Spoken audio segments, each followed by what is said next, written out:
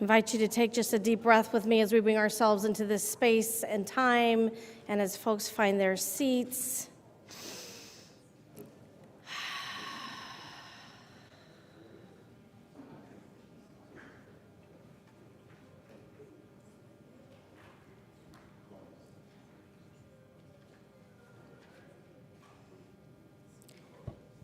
We open this morning with these words from Reverend Sarah Lawal, "Out of the flames. Out of the flames of fear, we rise with courage of our deepest convictions to stand for justice, inclusion, and peace. Out of the flames of scrutiny, we rise to proclaim our faith with hope to heal a fractured and hurting world. Out of the flames of doubt, we rise to embrace the mystery, wonder, and awe of all there is and all that is yet to be. Out of the flames of hate, we rise with the force of love, love that celebrates our shared humanity. Out of the flames, we rise."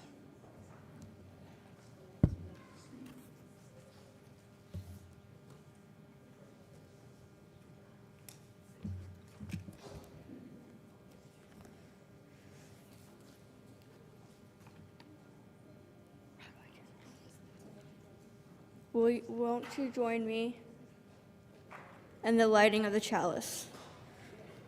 We kindle this flame, symbol of our faith, for the light of truth, the warmth of community, and the fire of love, which calls us to work for justice.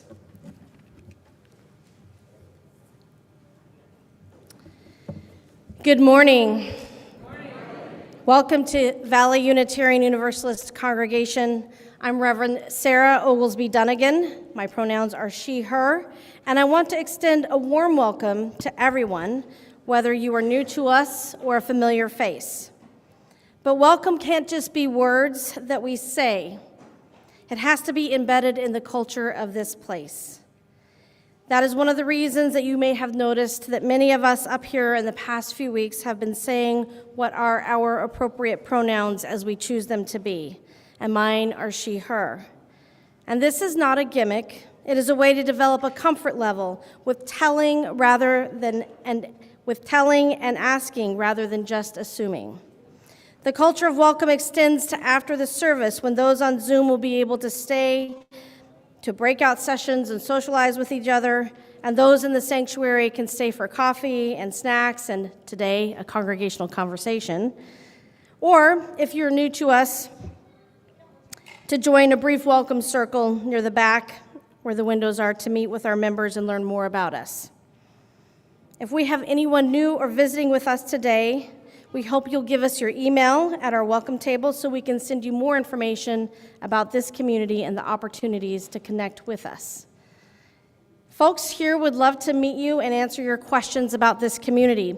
So if you're someone who's willing to answer those questions for new people, maybe you're a member here at VUU, won't you stand and wave so our visitors can find you later? Look at all those friendly people.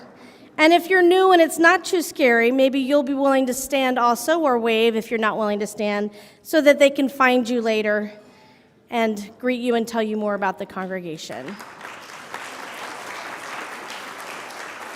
Welcome, welcome, welcome.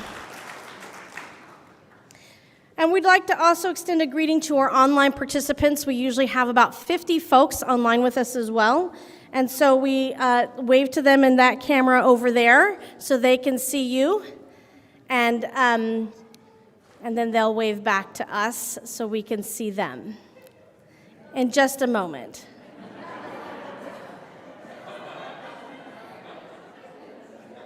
We ended up with the page with all, yes, take yourself on camera if you want and wave to us.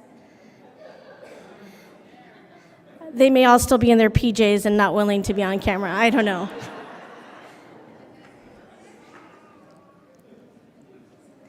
As we settle into this sacred time together, please remember to silence any noisemakers you may have with you.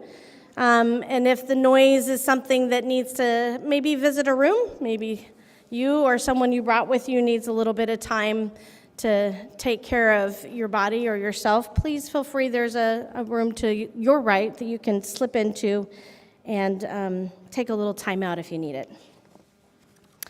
This Sunday, October 9th, pastoral care is provided by Rosalind Hawkins, who will be here in the sanctuary. She can raise her hand.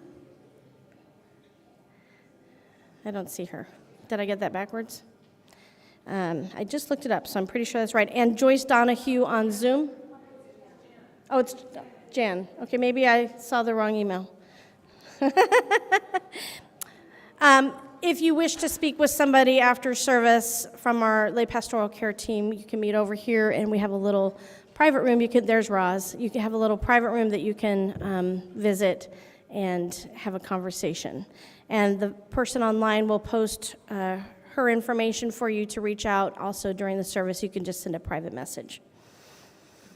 Today, we celebrate National Coming Out Day, which is officially October 11th.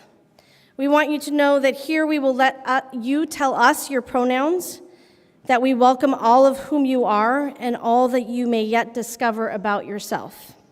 We also observe Indigenous Peoples Day and remind ourselves of the work we are invited to engage to begin to decolonize our communities, to recognize the many things stolen from Indigenous cultures, including land, food, artwork, ideas and technology, stories, economic and cultural autonomy. Today, we gather on the stolen lands of the O'odham-Druid, the Acamel O'odham, and the Hohokam people. And with that, I turn it over to Katie for our opening song. Good morning. I'm Katie Seifert. I'm the Director of Music Ministries. My pronouns are she, her, and gosh, the weather is just beautiful this morning. Yes, anyone else feeling that? Yes. Well, let's go ahead and stand in body or in spirit. Folks online, you are welcome to sing with us too from the comforts of wherever you're coming in from. And we're going to sing together, I Am a Light. It's a call and repeat, so if it's new to you, don't worry, I'll sing it first and then you repeat. And it's a fun one, so you have permission to move your bodies.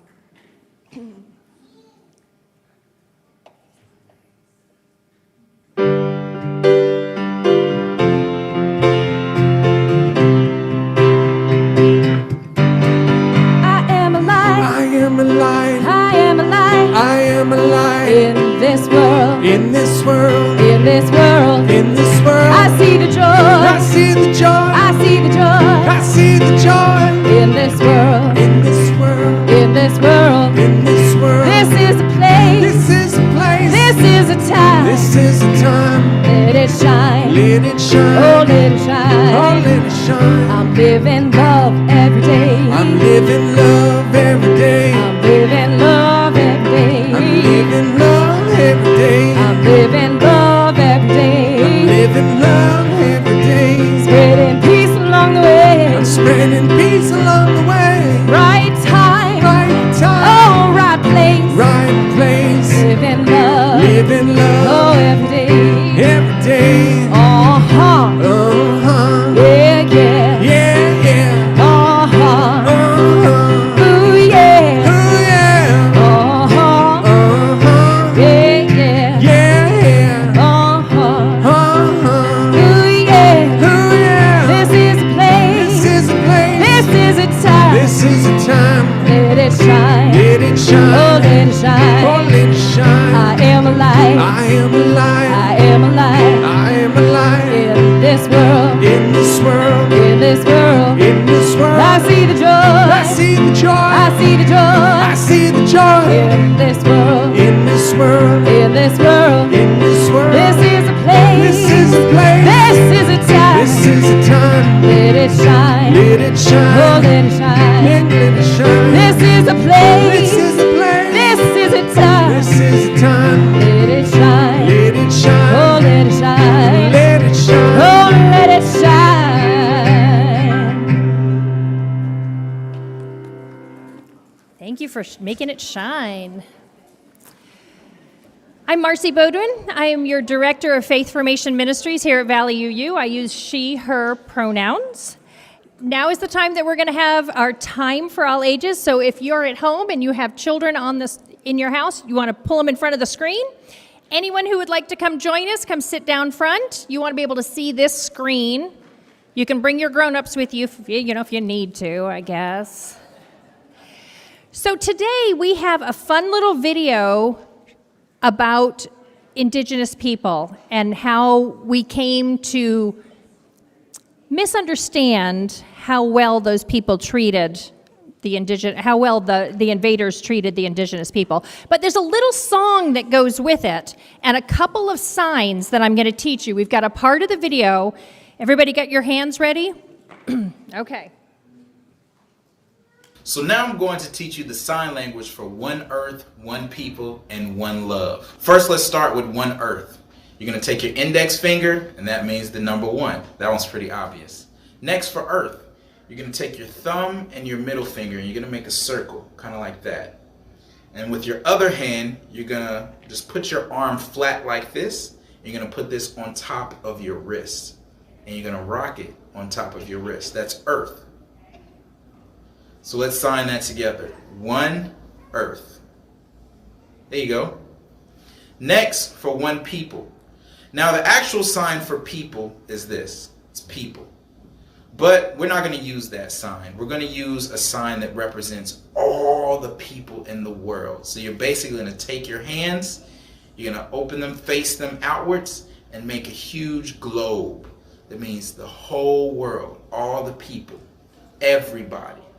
That's what we're using to represent that. So try that one more time. And then for the last sign is one love, and we're just going to sign love and put our 2 arms and cross them over our chest for love. So basically we're saying everybody loves, the whole world love, the whole earth love. So let's start from the beginning with one earth, one earth, one people, one love. One more time. One earth, one people, one love. Great job. Did you get it? Good. And if you didn't, just keep practicing and you'll get there. Thanks for watching Mr. Harold's music class.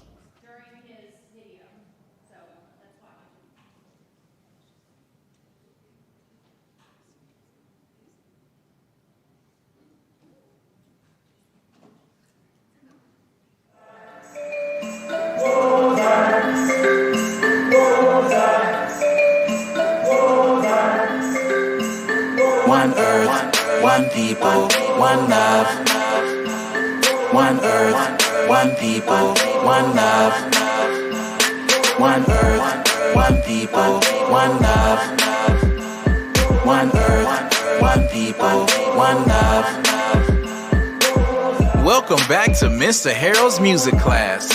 We used to celebrate Columbus Day, but now we celebrate Indigenous Peoples Day. First off, let's define indigenous, the native people, original inhabitants, living on every single continent. Then somebody shows up and says, I discovered it. How can you discover somewhere already found, or take credit for a place that's already around, like Hernan Cortez or Hernando de Soto, Ponce de Leon or Francisco Pizarro? It all started with Christopher Columbus, Europe's obsession with Western discovering. With big dreams, this wild and Italian was searching for gold in the East Indies Islands. Long ago, 1492, we all know the story, he sailed the ocean blue. But here's what I didn't learn in school. After landing in the Bahamas, he treated people cruel. The Tainos are peaceful people. When Cuba, Haiti, DR, Jamaica, Puerto Rico, even though they welcomed him with open arms, he committed genocide and unspeakable evil. I wish that's where the story ends. But colonization is a sickness that spreads. Speaking of sickness, literal diseases, smallpox, chickenpox, and measles. I wonder how history would change if explorers were peaceful when they came. Learn native customs, cultural exchange. Didn't force religion and no one was enslaved. Aztecs, Incas might have lived longer. From South America to Canadian borders. Cherokee, Sioux, Apache, and Navajo, Iroquois, Chippewa, Choctaw, Pueblo. The list goes on. So many tribes, so many stories, so many lives. Show love to the indigenous ones, from ancestors to those still alive. Sing! One earth, one people, one love. One earth, one people, one love. One earth, one people, one love. One earth, one people, one love. One earth, one people, one love. One earth, one people, one love. One earth, one people, one love. One earth, one people, one love. So thank you for watching Mr. Harold's music class. Until next time, peace, love, and shabam. So, Mr. Harold's music class. All right, grown-ups, did you learn that well enough that you can sing it while we do the Bridge of Love? Okay. Yes. Kids, we're going to meet the teachers outside, so go through the glass foyers and we'll meet your teachers on the patio. Thank you all. One earth, one people, one love, love, love.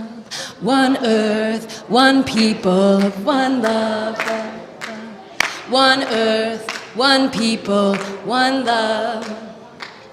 One earth, one people, one love, love, love, love. One earth, one people, one love, love, love. One earth, one people, one love, love, love. One earth, one people, one love, love, love. One earth, one people, one love, love, love. One earth, one people, one love, love. One earth, one people, one love. Let's do one more. One earth, one people, one love. Woo. I'm going to invite you to take another deep breath and bring yourself fully into this space. The energy always shifts a little as we send our kids to their classrooms. Our centering reading is a prayer from H.P. Rivers called Blessed Are the Queer. Blessed are the wanderers seeking affirmation. Blessed are the worshipers praying from closets, pulpits, pews, and hardship. Blessed are the lovers of leaving family and familiarity, leaving tables where love is not being served. Blessed are those who stay. Blessed are those who hunger and thirst for justice, for they will be satisfied. Blessed are the queer, disciples of truth, living, breathing, sacred reflections, divine love. And I invite you in this moment into a time of centering where you may participate in our rituals of moving a stone over here, or lighting a candle, or adding your water to the living waters of this congregation in our fountain. You can fill out a form if there's something you'd like us to reach back to you about. Let us know how to contact you. So I invite you now into this time of prayer and reflection and ritual.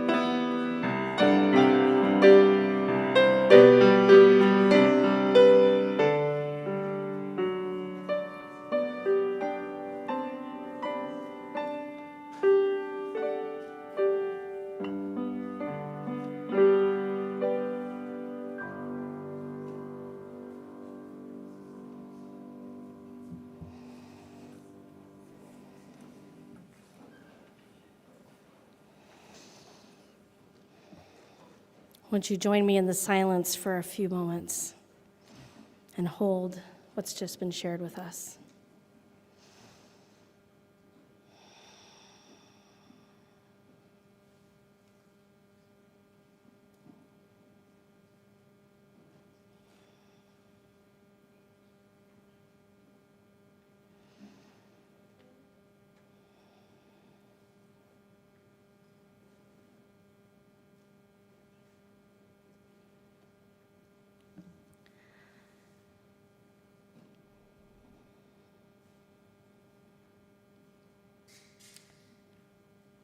My colleague Victoria Safford writes these words.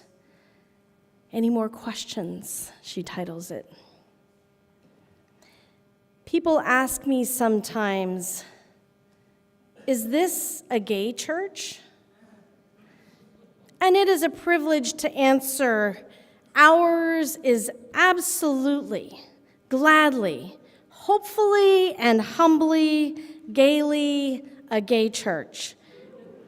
A gay tradition where everyone, including heterosexual members and friends, is welcome. Where everyone is needed, where everyone's experience is cherished as a sacred text. Because no one's experience of living or loving can be comprehensive. Because each of us holds clues the others need about how to live with dignity and joy as a human person. And none of us knows enough about that yet to be considered whole. It is absolutely a gay church, even as ours is a gay world, if you would look around. Gay church, straight church, people's church, a human congregation made holy by the holy hopes and fears and dreams of all who wish to come. Come in, we say. Come out and come in. We're all in this together. I will not speak of tolerance with its courteous, clenched teeth and bitter resignation.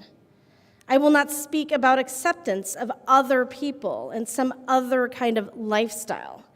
I can only look in laughing wonder at human life in all its incarnations. I can taste only in passing the breath of the spirit of life on my mouth and understand our common longing to breathe in deep, deep gulps of it.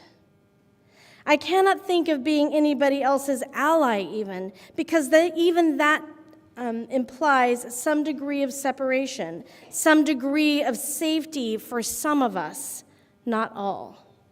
We are all allied with no one and nothing but love. The larger love transcending all our understanding, within which all the different, differing, gorgeously variant, beautifully deviant aspects of ourselves are bound in elegant unity. I know that on some sad and disappointing days, these words describe the congregation yet shall be, and not the congregation that is. I know. But I know too that to answer is an act of creation. To answer this question and some others is a privilege, a prophetic imperative, a joy, a duty, and a holy sacrament. And today we engage in that holy sacrament together by hearing a couple of stories from two very special individuals in our congregation. And we begin with Sol Oglesby Dunnigan.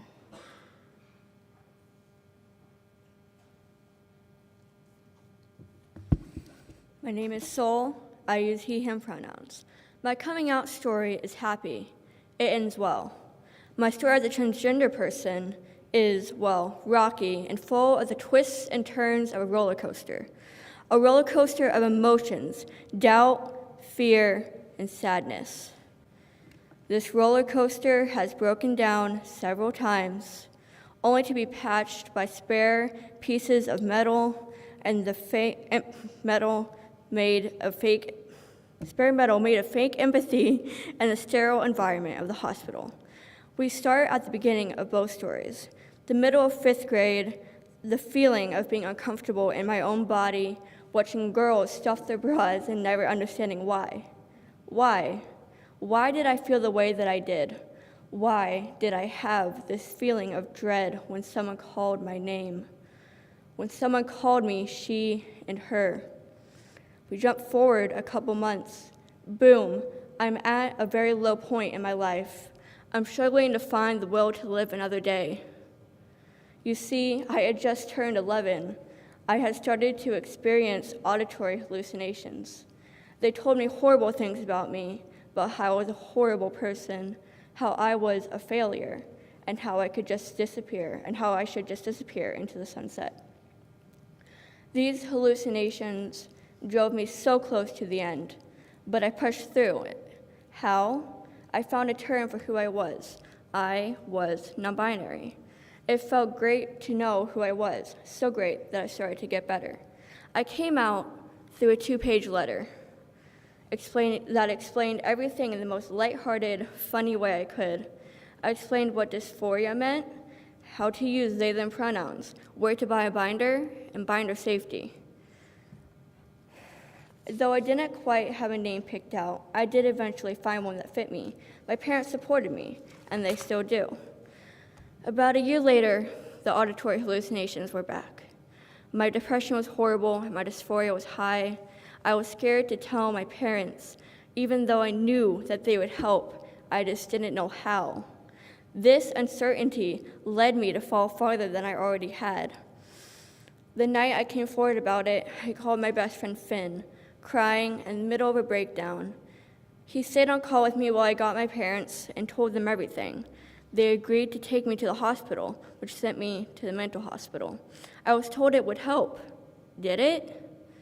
I won't get into it, but the hospital was a horrible, unaccepting, harshly sterile environment.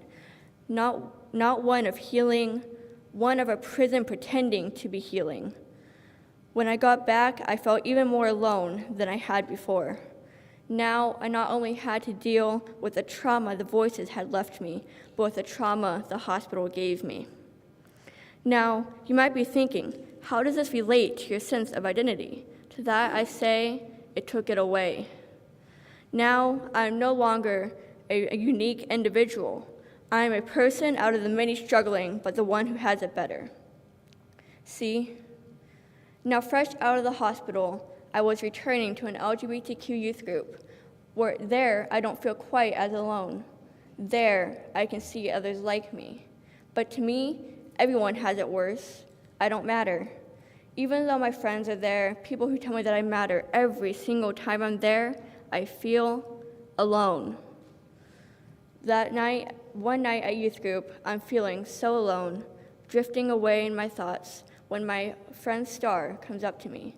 They ask me if I am okay, and as I looked them in the eyes, very rare occurrence, I feel that I don't have to lie, like I am free to tell this person what's going on. So I nod my head no, and to my surprise, they nod their head and ask me if I wanted to talk. I feel safe with them, so I nod my head. I just lost my spot, and they motion me outside. Once we are safely outside, and after I told my dad where I was going, I sat down, and they looked at me, just looked at me. Empathy etched into their face and asked me what was going on inside my head. So I do the only thing that I possibly can. I tell them. I told them about the hospital, my dysphoria, the voices. Everything I can think of that is affecting me spills out of my mouth like ink in a broken pen. All the time, they listen, never judging, never talking over me. Once I'm done, they ask what they can do for me, and I say, I don't know, and all they say is okay. Then they go on to explain their experiences as a non-binary person, someone who has been to and from the mental hospital, as someone who has been to the mental, dang, bro. They relate to me as someone who has been to a mental hospital. They share this not to make me feel bad for them, but to make my feelings valid. to tell me that they understand, that they know what it's like to wake up in a hospital bed far away from home and wish that you weren't you. Me and Star are still friends. I will never forget Star's kindness towards me that day and many other days as we've remained friends. I tell this story to show you that you never know what someone is going through. You never know that how you misgendering people or someone will affect them. You never know what hides behind someone's smile. Are they truly happy? I want you to look around this room. Maybe you're sitting by your friends, your family, your significant other. Maybe you're sitting by someone you just met or barely know. Look at them. Truly look at them. Do you know their story? Do you know what they struggle with or what exact thought is going through their head? My guess is that you don't know all of that. When you talk to or about someone, be mindful of what terms you use for them, pronouns, names, gendered adjectives. Because if you don't try to use the correct terms, you are hurting them, whether they show it or not. If you have a genderqueer or transgender person in your life and you do not try to understand them, you think that it's just a phase. You think that you use the wrong pronouns or names for them, and I beg you to think about what your actions and your words do to them. If they open up to you about their dysphoria, their pain, their stress of the world around them, don't ridicule them. Don't tell them to shrug it off as someone is weaponizing their religion. Don't tell them that they are going to grow out of it. Don't call them she when their pronouns are not she. Don't call them he when their pronouns are not he. Just like you would not come up to me and call me my dead name when my name is Soul, do not go up to them and call them their birth name when they are not that person anymore. Because when we say that people change, we mean that people change and that we will accept them for who they are. It is not up to you to decide who they are. It is up to them to decide who they are, as it is up to you to decide who you are. So please, be kind, be respectful. Don't ask stupid questions. My rule is that if you want to ask a cisgender person it, don't ask a transgender or non-binary person it. My name is Sol Oglesby Dunnigan. I use he, him pronouns, and I thank you for your attention.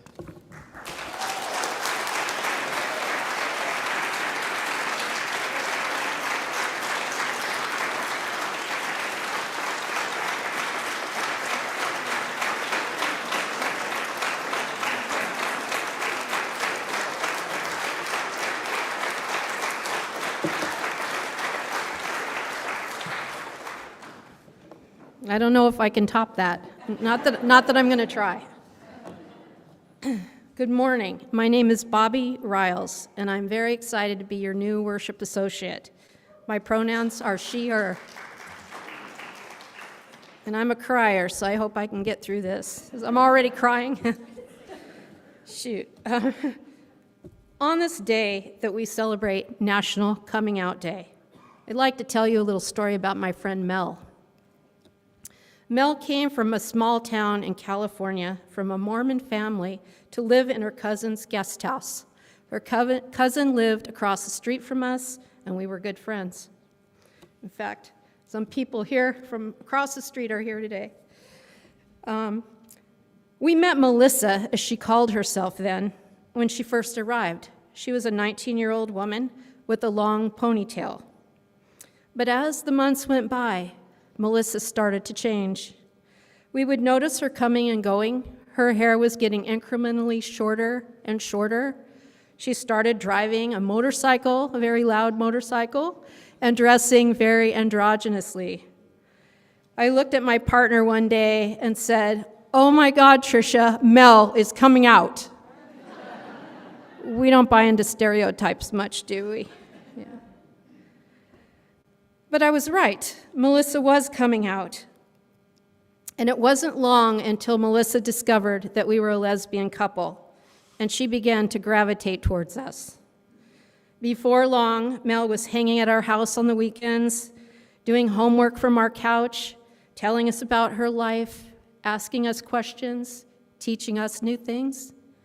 But mainly, goodness, she wanted community. She wanted community with people like her. One day, Mel asked, oh, Jesus. I'm in a church, so I can say Jesus, right? So, anyway, just wait till you hear the background that I have. It's worse. Anyway, one day Mel asked me for my coming out story, and I was really surprised at my emotion. I looked at Mel, and I began to tell her that at her age, I couldn't come out. I was going to college, I lived at home, and I was immersed in my fundamentalist, Southern Baptist, evangelical church. Our lives literally revolved around it. So as I started to figure out my sexuality, I knew for my own sanity and self-preservation that I needed to get a job and get the heck out of their house, even though I love my parents very much. And I did get out, and I was actually lucky to find a couple of closeted comrades within my church, my friend Scott, who I was in a singing group with, and my friend Jan. And I still think it's a miracle how we find each other. I'm not going to talk about stereotypes, though. But once moving out, it wasn't long until Jan and I were in a relationship, and we got an apartment together. After all, you know the joke, right? What does a lesbian take on the first date? Or on the second date, sorry. I don't know the joke. What does a lesbian take on the second date? A U-Haul.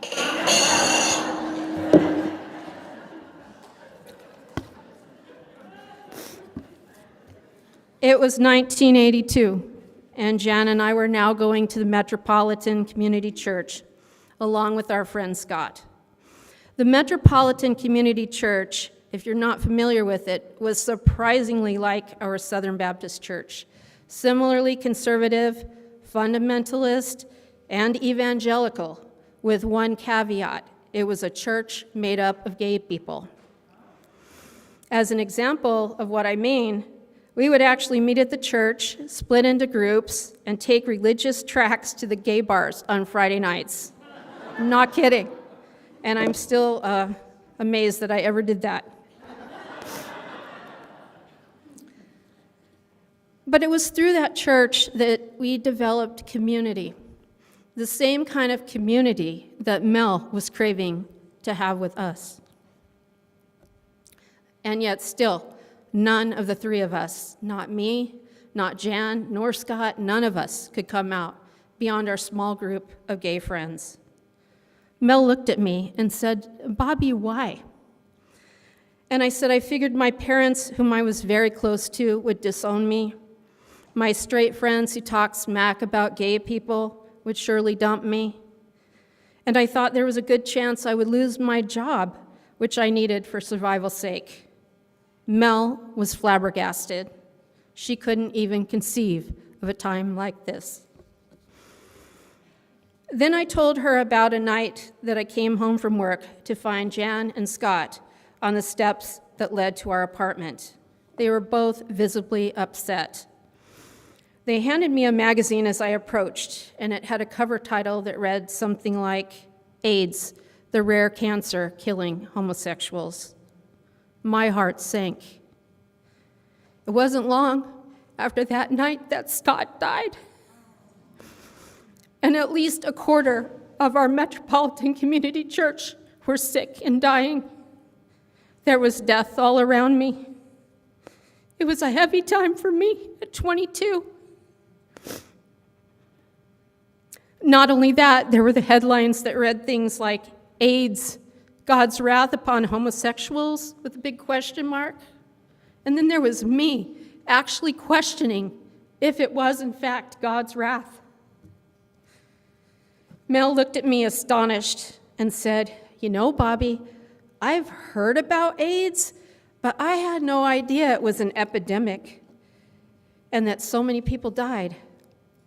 And I think it's so sad that you felt so scared to come out." Mel had no idea. And I looked at her and said, "Mel, learn your history. It's so important. You are standing on my shoulders." Fast forward a month or so, And Tricia and I were looking for a documentary to watch one Saturday night, as we love to do on Saturday nights, and we came across a good one. The Death and Life of Marsha P. Johnson. And I would wager that very few, if any of you, have ever even heard of Marsha P. Johnson or Sylvia Rivera. How many? A few. Well, that's because you're UUs, but just a few. Well, Marsha, for those of you who don't know, Marsha and Sylvia were transvestite sex workers in New York City. And I use the word transvestite here because that's how they referred to themselves back then. They worked the streets near the gay bars in Greenwich Village. And one fateful night in June of 1969, the night that police raided the Stonewall Inn, a mob-owned gay club, Marsha had had enough of the police brutality against the gay and trans community. Marsha and her friend Sylvia and a group of drag queens led riots against police that night in the streets and for 6 more days straight.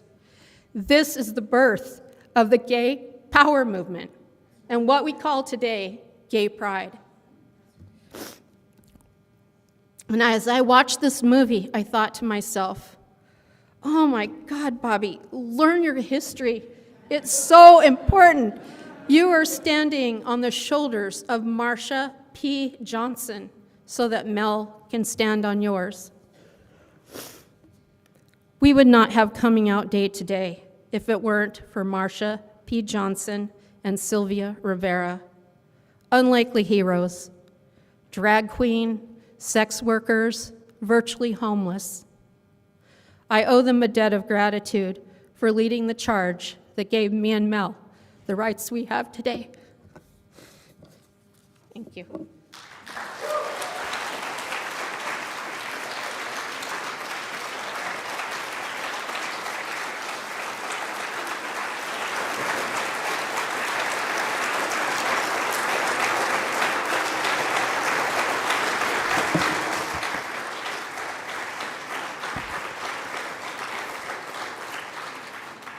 What a gift is it to have people share their stories and their presence, their histories, their tears and their laughter.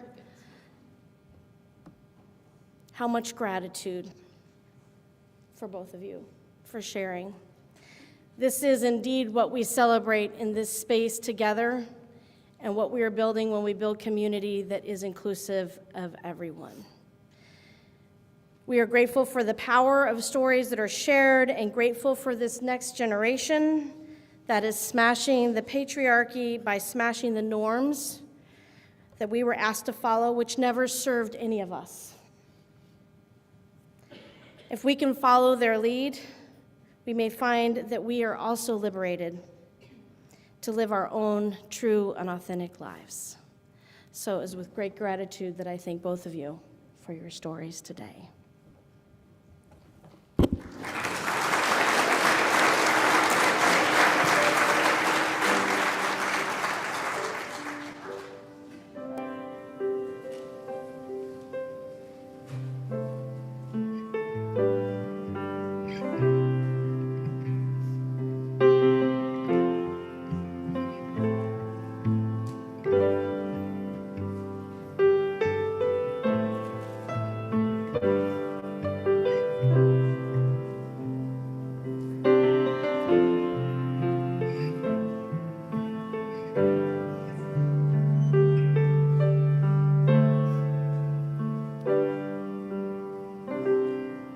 So today I'd also like to invite you into practices of gratitude and generosity, which feed each other in ways that create abundance and new possibilities for our community, and feed also the work of liberation of all people, in which we commit to each other's access to life-giving resources and the opportunity to thrive.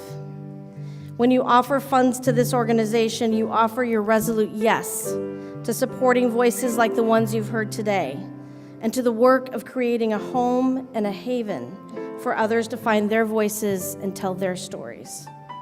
When you volunteer or share your other resources, your yes is reverberated and embodied in this work.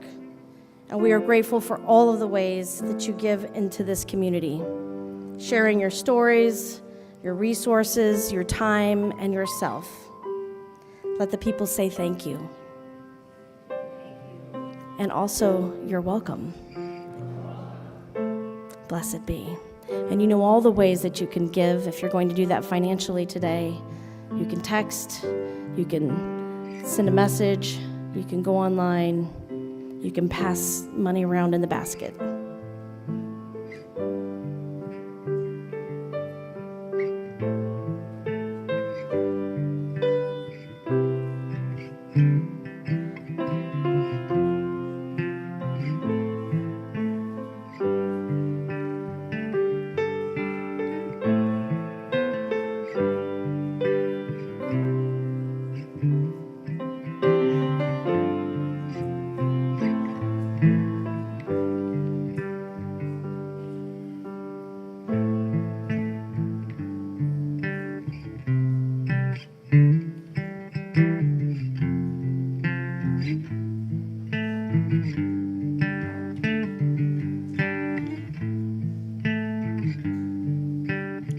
We played this song this morning in honor, in love, and to celebrate you, Bobby, you, Soul, and anybody that has to be brave just to be who you are. We celebrate you here, and this song is for you.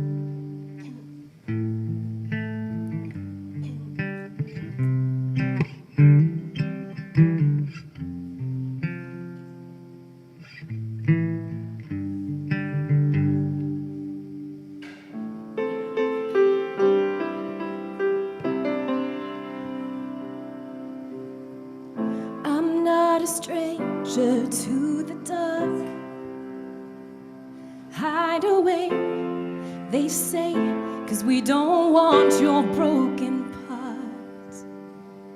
I've learned to be ashamed of all my scars. Run away, they say, no one will love you as you are. But I won't let them break me down to dust. I know that there's a place for us, for we are glorious. When the sharpest words wanna cut me down,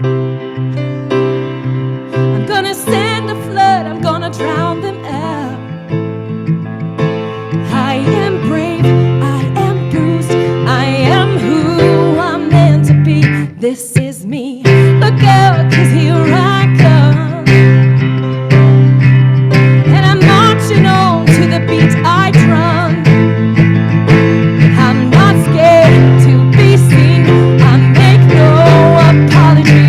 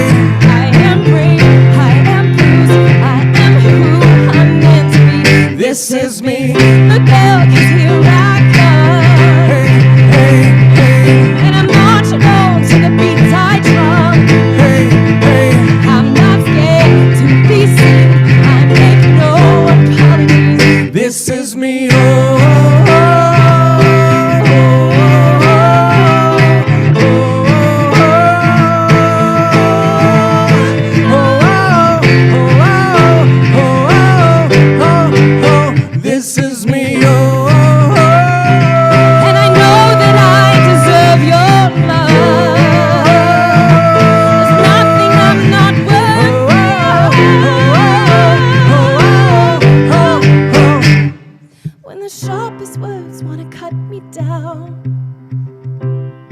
I'm gonna send a flood, I'm gonna drown them out. This is brave, this is bruised, this is who I'm meant to be.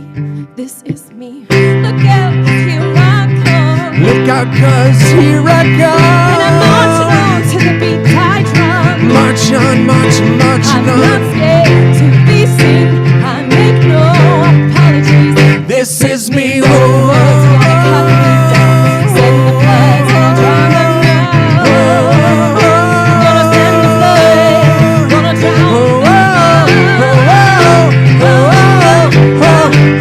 This is me.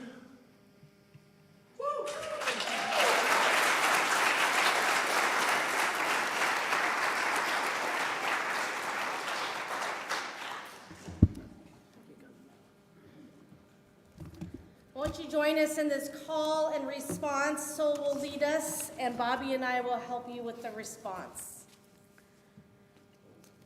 In the face of hate. We're waiting for the slide. Oh, right. That's okay. Oh, it's not changing? All right. So you'll just listen to us do it then. Go ahead. In the face of hate. We answer the call of love. In the face of exclusion. We answer the call of inclusion. In the face of homophobia. We answer the call of LGBTQ rights. In the face of racism. We answer the call of justice for all races. In the face of xenophobia. We answer the call of pluralism. In the face of misogyny. We answer the call of women's rights. In the face of demagoguery, we answer The call of reason. In the face of religious intolerance. we answer the call of diversity. In the face of narrow nationalism. We answer the call of global community. In the face of bigotry.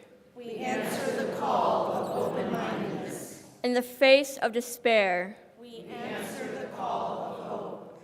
As Unitarian Universalists, we answer the call of love. Now more than ever. Amen.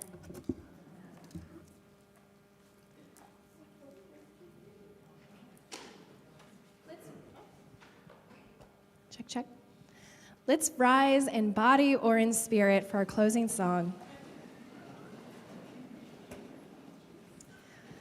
We are a gentle, angry people.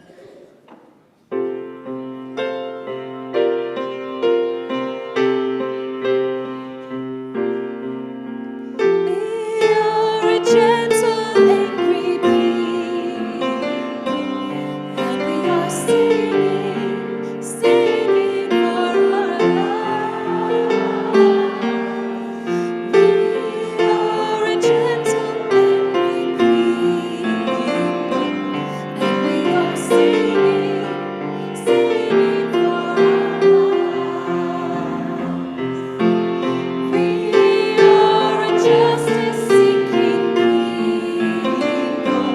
and we are singing, singing for our love.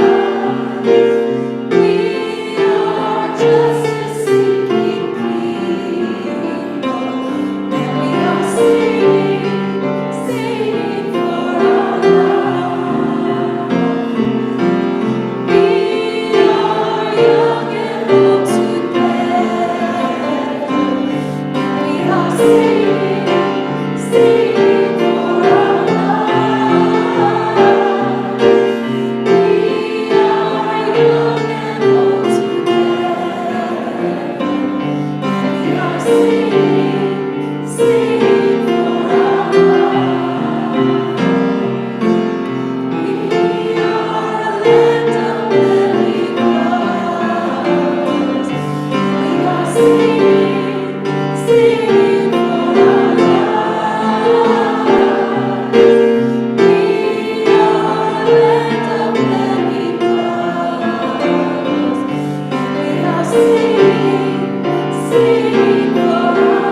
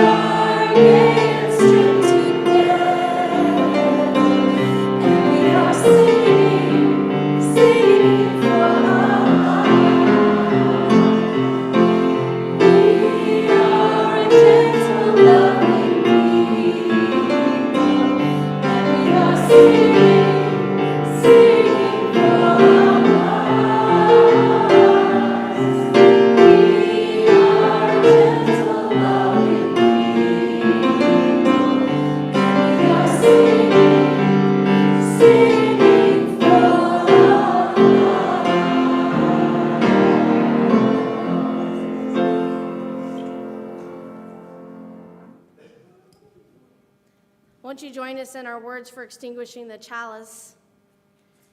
Though we extinguish the chalice, our connection to each other and this community remains. May its light guide us as we walk the path of justice, speak words of love, and fill our world with compassion until we meet again. Blessed be. Amen. Please stay for the congregational conversation if you can. If you're online, we've had some issues with Zoom, and we're going to have to restart the Zoom link. So we're going to shut it down and then turn it back on. So if you've been lost in Zoom or you're whatever, we're not kicking you out. We'll bring you back in, but we've got to see if we can restart and get back to where we're supposed to be. About 15 minutes for the congregational conversation. There will be food for those who are staying. If you're not staying, go find lunch somewhere else. It might be better. I don't know. All right. Thanks, y'all.